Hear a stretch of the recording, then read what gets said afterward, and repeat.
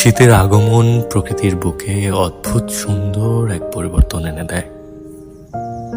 হেমন্তের মৃদু হাওয়া ধীরে ধীরে শীতল হয়ে আসে, যেন প্রকৃতির বুকে শীতের হাতছানি। ভোরের কুয়াশায় ঢাকা গাছপালা, ঠান্ডা বাতাসে হিমেল অনুভূতি,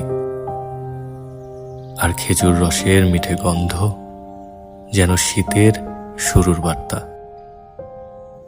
গাছে গাছে পাতা ঝরা শুরু হয়েছে, সূর্যের আলো ম্লান হয়ে যায় দিনের মধ্যভাগেই।